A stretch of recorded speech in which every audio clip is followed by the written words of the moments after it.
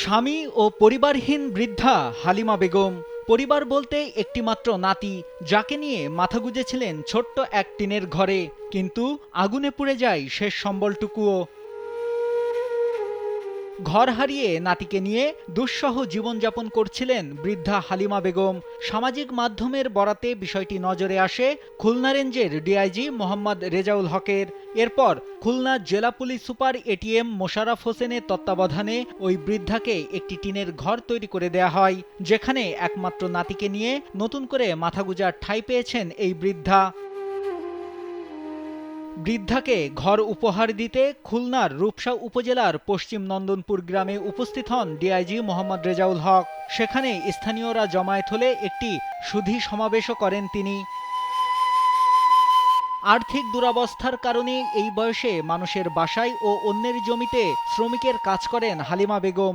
ঘর পেয়ে ভীষণ খুশি তিনি। কৃষি কাজ করি, বিলি কাজ করি, রাস্তায় কাজ করি, সব জায়গায় কাজ করে খাই।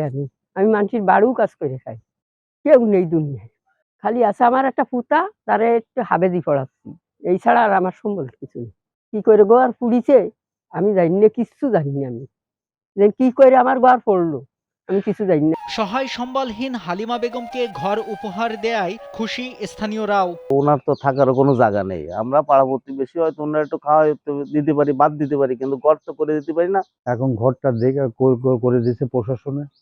করে দেওয়ার পরে ঘরটা সুন্দর হয়েছে, ও খুশি হয়েছে। হ্যাঁ, ওর পোতাটা মৌলানা পড়তেছে, খুব কষ্টের মধ্যেই ছিল।